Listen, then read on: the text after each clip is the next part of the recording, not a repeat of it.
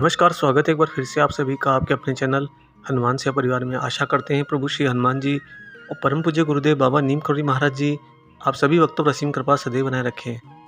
पूजनीय गुरुदेव बाबा नीम करोड़ी महाराज जी एकमात्र ऐसे संत हैं, ऐसे दिव्य अलौकिक संत हैं जो इस भौतिक जगत और अलौकिकता के दोनों के आयाम को मिश्रित करने का समर्थ रखते हैं।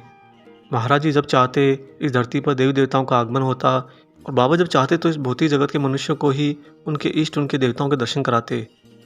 कई बार महाराज जी को अगर प्रकृति से लड़ना पड़ा, अपने ईश्वर अपने ही परमात्मा के परम अंश से लड़ना पड़ा, तो महाराज जी अपने भक्त के लिए करने से जरा भी नहीं सकुचाते। साथ ही महाराज जी आपके साथ आने वाले हर घटना हर संकट को भलीभांति पहचान लेते हैं। या ये कहना अनुचित नहीं होगा कि महाराज जी तो घट घट का सब कुछ जानते हैं।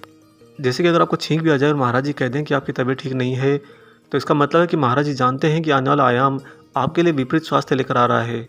आपको चूँकि इस वर्तमान के भ्रम के कारण ये एहसास होगा कि अरे मुझे तो मामूली छींकें आती हैं, इसका मतलब ये नहीं कि मैं बीमार हो जाऊंगा।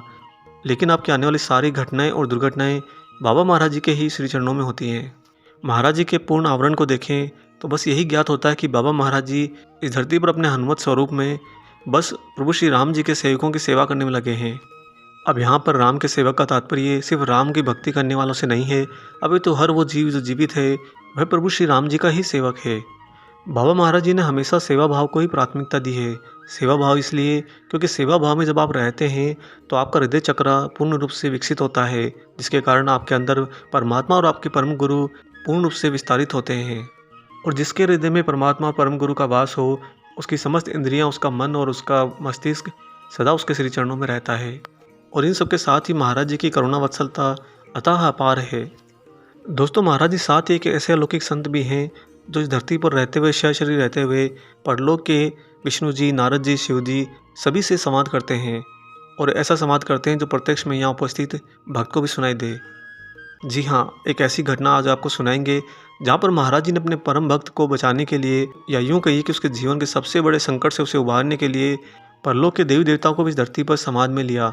और बाबा अपने भक्त को बचाने के लिए या उसके संकट को समाप्त करने के लिए इतने ज़्यादा जिद्दी रहते हैं, अपने हनुमत स्वरूप के अंदर इतने ज़्यादा दृढ़ रहते हैं, तो वास्तव में इस पूर्ण प्रकृति और परमात्मा को भी उन्हीं की इच्छा के हिसाब से ये स्वरूप लेना होता है। और ये सब महाराज जी में कैसे आता है और महाराज जी क्यों करते हैं, इसका एकमात्र कारण है महाराज जी अपने प्रभु श्री राम के साथ अथाह दृढ़ हैं, अथाह दृढ़ हैं।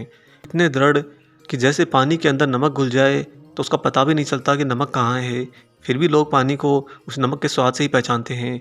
ऐसे ही महाराज जी अपने प्रभु श्री राम में इतने ज़्यादा तल्लीन रहे हैं, इतने ज़्यादा उनके कार्य करने के लिए, उनकी सेवा करने के लिए तत्पर रहे हैं कि महाराज जी प्रभु श्री राम के अंदर पूर्ण रूप से समाहित रहते हैं।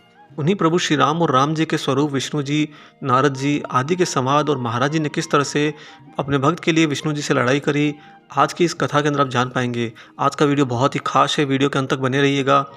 साथ ही इससे पहले हम आगे बढ़ें, आपसे यहाँ पर एक छोटी सी गुजारिश करते हैं।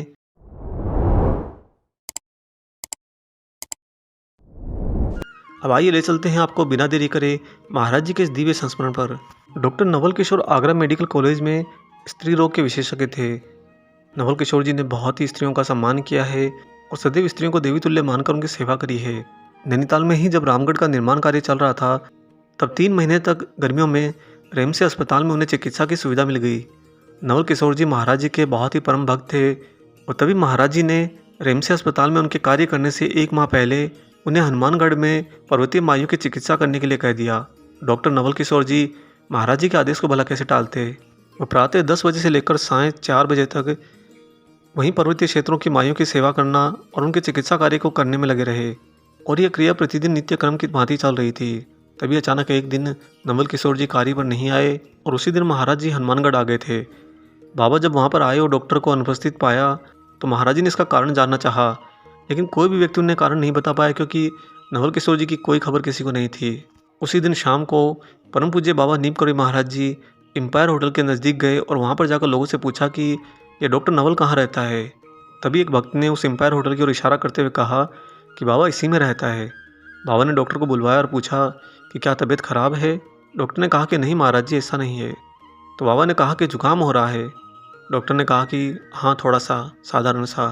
तभी अचानक महाराज जी ने पता नहीं क्यों अपने साथ आए भक्तों को आदेश दिया और एक डांडी की व्यवस्था करने के लिए कहा।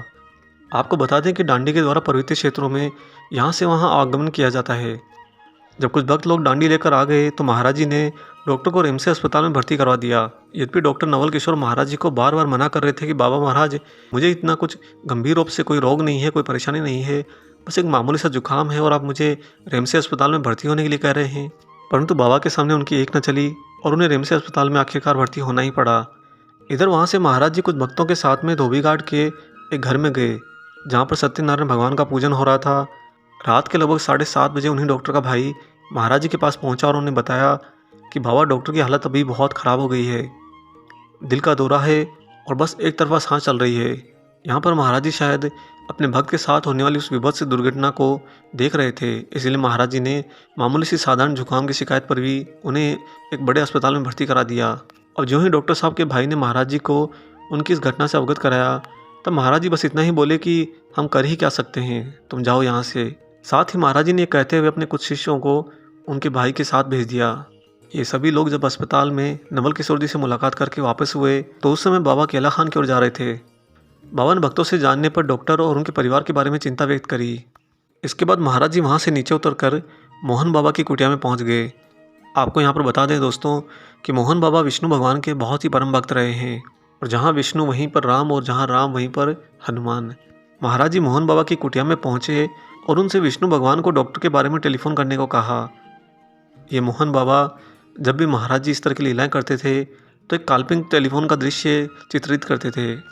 अतः मोहन बाबा ने अपने हाथ को मोड़कर एक काल्पनिक फ़ोन नारद को दिया और कहा कि वे विष्णु भगवान से बात करना चाहते हैं। तभी अचानक नारद जी की स्पष्ट वाणी सुनाई दी, जिनमें नारद जी कहते हैं कि इस समय विष्णु भगवान लक्ष्मी जी से वार्तालाप कर रहे हैं, अतः वे उपलब्ध नहीं हो सकते। नारद जी की इस भविष्यवाणी के बाद महाराज जी कुछ देर तक शांत बैठे रहे, जैसे कि अपने परम विष्णु जी का इंतजार कर रहे हों।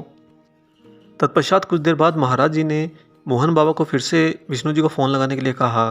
मोहन बाबा ने नारद जी को फिर से फ़ोन किया और उनकी बातें बहुत ही स्पष्ट सुनाई दे रही थी। इस पर महाराज जी फ़ोन पर चिल्लाते रहे, लेकिन सब कुछ व्यर्थ रहा। तभी अचानक महाराज जी खड़े हो गए और मोहन बाबा को उनके सिर के बालों से पकड़कर हवा में ऊपर उठा लिया। मोहन बाबा महाराज जी की इस अचानक गतिविधि को समझ नहीं पाए और दूसरी तरफ से बालों से उठा लेने के कारण उनके सर में दर्द और पीड़ा होने लगी। इससे पहले कि मोहन बाबा दर्द से कराते, महाराज जी ने अचानक ऊपर उठाए हुए मोहन बाबा को हवा में से ही छोड़ दिया। अगले ही क्षण जो ही मोहन बाबा धड़ाम से फर्श पर गिरे, तभी महाराज जी अचानक चिल्ला पड़े, अब बच गया, अब बच गया। और दोस्तों, यह वही दिव्य अलौकिक क्षण था। एक तरफ महाराज जी ने ये कहा कि अब बच गया, और दूसरी तरफ रिम्स अस्पताल में भर्ती डॉक्टर नवल किशोर के स्वास्थ्य में अचानक से सुधार होने लगा और उनकी एक तरफा धड़कन द्वितरफा में बदल गई और शरीर में प्राणवायु का संचार होने लगा। इधर महाराज जी मोहन बाबा के यहाँ से अचानक से धीर गंभीर होकर कहीं अन्यत्र अकेले ही चले गए। मध्य रात्रि को उनके साथ के 2 अन्य व्यक्ति जो अस्पताल में भेजे गए थे, उन्होंने लौटकर महाराज जी को सूचना दी कि अब नवल किशोर जी खतरे से बाहर हैं और उनका स्वास्थ्य में अब सुधार होने की गुंजाइश है। महाराज जी बस बैठे बैठे मुस्कुरा रहे थे, मानो कि वे अपने पवन पुत्र वीर हनुमान के स्वरूप के अंदर ये अंतर्मन में निर्धारित कर रहे थे कि हम जैसा चाहते हैं वैसा होकर रहता है।